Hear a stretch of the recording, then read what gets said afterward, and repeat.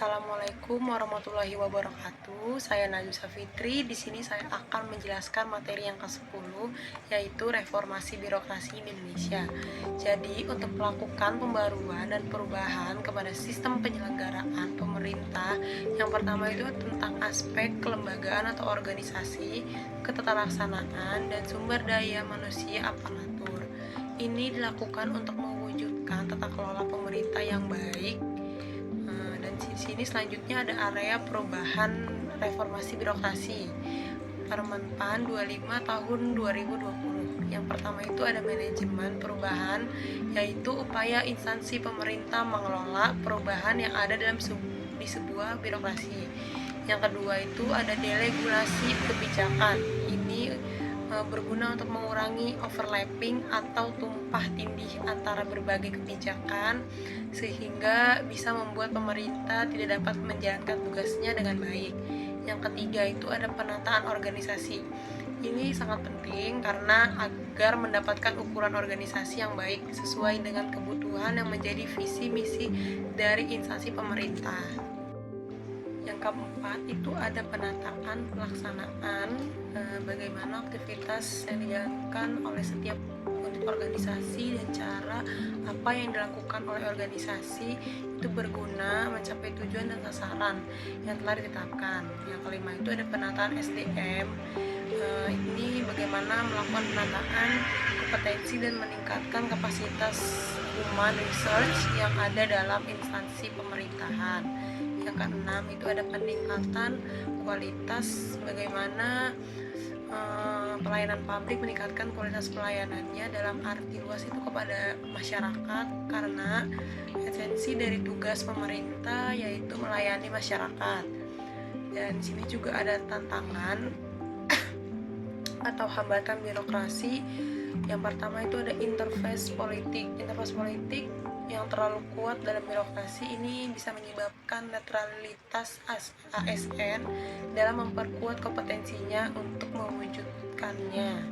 Reformasi birokrasi menjadi semakin lemah. Yang kedua itu ada inkapabilitas ASN dan metalitas silo. Yang ketiga itu ada birokrasi yang tertutup atau closed system birokrasi.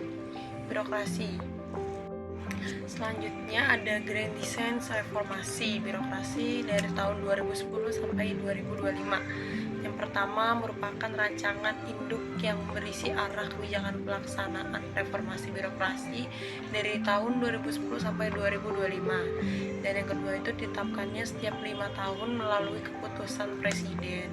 Yang ketiga mengacu pada RPJPN dari tahun 2005 sampai tahun 2025. UU nomor 17 tahun 2007 dan RPJMN setiap 5 tahun 2010 di tahun 2024. Jadi reformasi birokrasi Indonesia ini bertujuan itu untuk menciptakan pemerintahan yang bersih, profesional dan akuntabel dengan fokus kepada peningkatan kualitas pelayanan publik berdasarkan peraturan Presiden nomor 81 tahun 2010.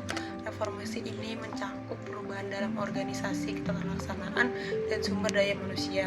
Tantangan yang dihadapi termasuk interface politik dan pola pikir birokrat yang menganggap diri sebagai penguasa. Untuk mencapai tujuan ini diperlukannya pendekatan yang adaptif dan spesifik sesuai dengan karakteristik masing-masing instansi serta komitmen dari semua elemen pemerintahan. Reformasi birokrasi Indonesia berdasarkan peraturan Presiden nomor 81 tahun 2010 bertujuan untuk menciptakan birokrasi yang profesional, berintegritas dan akuntabel. Memiliki ciri-ciri utama reformasi seperti adaptif dan berintegritas. Birokrasi harus responsif terhadap perubahan dan bebas dari korupsi. Yang kedua itu ada pelayanan publik berkualitas. Ini harus fokus kepada peningkatan kualitas layanan kepada masyarakat. Dan yang ketiga ada struktur dalam proses yang efisien, penataan organisasi dan prosedur untuk mengurangi birokrasi yang berbelit-belit. Yang keempat itu ada agen perubahan. Ini melibatkan individu atau kelompok yang mendorong perubahan positif dan instansi pemerintahan.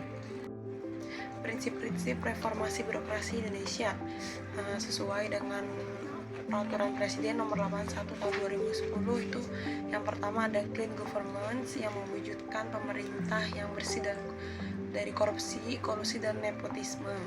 Yang kedua itu good governance, meningkatkan akuntabilitas, transparansi, dan partisipasi publik dalam pengambilan keputusan. Yang kedua ada pelayanan publik yang berkualitas. Ini meningkatkan kualitas aksesibilitas layanan kepada masyarakat. Yang kedua, organisasi adaptif, mendorong birokrasi yang responsif dan inovatif terhadap perubahan kebutuhan masyarakat. Yang kelima, ada pembangunan kapasitas. Ini bisa meningkatkan kompetensi dan profesionalisme sumber daya manusia aparatur negara. Reformasi birokrasi di Indonesia telah menjadi isu penting selama beberapa dekade, dikarenakan birokrasi yang tidak efisien dan korupsi telah menjadi hambatan bagi pengembangan negara. Beberapa peran penting dalam reformasi birokrasi Indonesia ini, yang pertama ada reformasi birokrasi pada tahun 1990-an. Pada tahun 1990-an, pemerintah Indonesia mengimplementasikan reformasi birokrasi yang bertujuan untuk mengurangi korupsi dan meningkatkan efisiensi birokrasi. Reformasi ini terdapat untuk Badan Pemeriksa Keuangan dan Pengawasan sebagai badan pengawasan independen dan pembentukan Badan Pemeriksa Kinerja sebagai badan pengawasan kinerja di birokrasi. Yang kedua, reformasi birokrasi pada tahun 2010, pemerintah Indonesia mengimplementasikan reformasi birokrasi yang bertujuan untuk meningkatkan efisien dan transparansi birokrasi. Reformasi ini membentuk Badan Pemeriksa Kinerja sebagai badan pengawasan kinerja birokrasi dan pembentukan Badan Pemeriksa Kinerja sebagai badan pengawasan kinerja birokrasi. Yang ketiga, reformasi birokrasi pada tahun 2020, pemerintah Indonesia mengimplementasikan reformasi birokrasi yang bertujuan untuk meningkatkan efisiensi dan transparansi birokrasi yang membentuk Badan Pemeriksa Kinerja sebagai badan pengawasan kinerja birokrasi dan pembentukan Badan Kinerja sebagai badan pengawasan kinerja birokrasi. Peran-peran ini membantu meningkatkan transparansi dan akuntabilitas birokrasi di Indonesia, tetapi masih ada jarak yang harus ditempuh untuk mencapai reformasi birokrasi yang lengkap dan efektif.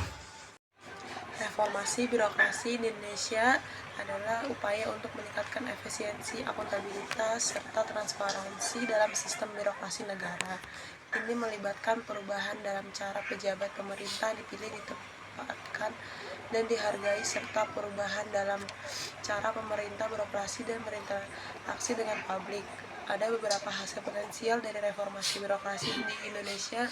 Yang pertama, meningkatkan efisiensi dan produktivitas dengan mengurangi birokrasi dan mengoptimalisasi proses. Pemerintah bisa mengurangi waktu dan biaya yang dibutuhkan untuk menyelesaikan tugas-tugas tertentu yang dapat mengarah pada pemerintah yang lebih efisien dan produktif. Yang kedua, peningkatan akuntabilitas dan transparansi dengan membuat pejabat pemerintah lebih transparan dan akuntabel.